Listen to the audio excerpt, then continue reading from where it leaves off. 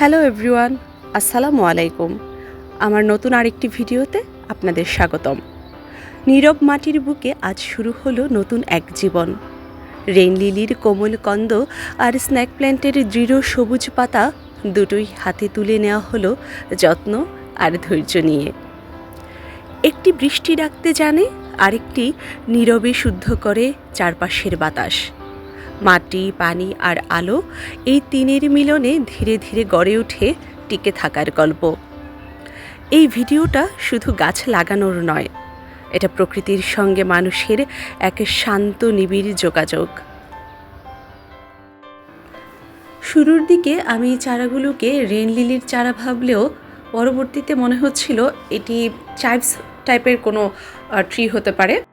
যাই হোক, আমি সংগ্রহ যেহেতু করেছি, তো রোপণ করে দেখা যাক। আসলে পরবর্তীতে হয়তো বুঝতে পারবো যে এগুলো অ্যাকচুয়ালি কী।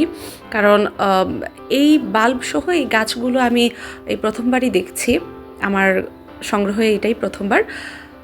যাই হোক, আমি মাটিটাকে তৈরি করে নিলাম। নেওয়ার পর আমি একটি একটি করে বাল্ব মাটিতে রোপণ করে দিচ্ছি।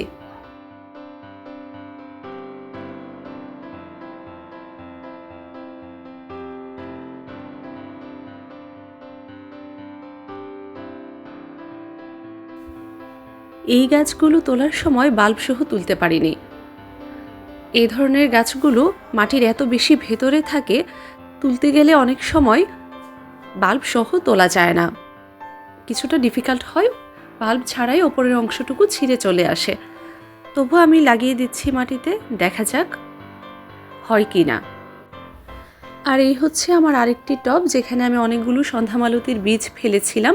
সেখান থেকে একটি মাত্র চারা উঠেছে, কিন্তু এই চারাটার গ্রোথ যথেষ্ট কম, তাই আমি এই টব থেকে তুলে অন্য আরেকটি টবে চারাটিকে দিয়ে দিব। আর এই টবটিতে আমি স্নেক প্ল্যান্টগুলো যেগুলো তুলে এনেছি সেগুলো এখন রোপণ করে দিব। এই স্নেক প্ল্যান্টটিতেও যথারীতি আমি গোড়াসহ তুলতে পারিনি, তাই গাছটা একটু এলোমেলো হয়ে গেছে। আমি গুছিয়ে সুন্দর করে আবার মাটিতে লাগিয়ে দিচ্ছি।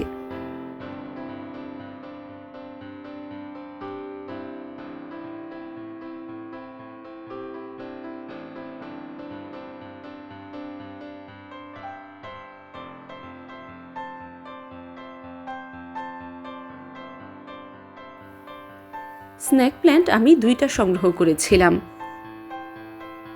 একটি তুলতে গিয়ে যদিও কিছুটা নষ্ট হয়ে গিয়েছে, তবে অন্যটি গোড়াসহ সুন্দরভাবেই সংগ্রহ করতে পেরেছি। এখন আমি তার পাশে সেই গাছটিও রোপণ করে দিব।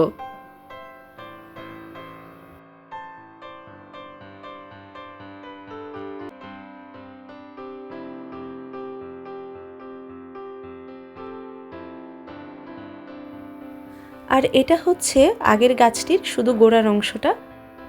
এই গোড়ার অংশটুকু আমি এখন টবের একপাশে লাগিয়ে দিব। এই গোড়ার অংশটি থেকেও একটি সুন্দর গাছ হতে পারে। তারপর এখানে সন্ধ্যামালতির যে চারাটা ছিল সেটাকেও আমি সেট করে নিচ্ছি আলাদাভাবে। তারপর আমি গাছগুলোর গোড়ায় আরেকটু ভালো করে মাটি দিয়ে নিচ্ছি। আজকে এই পর্যন্তই।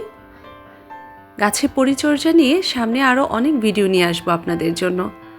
ভালো লাগলে অবশ্যই জানাবেন, শেয়ার করবেন, সাবস্ক্রাইব করে পাশে থাকুন।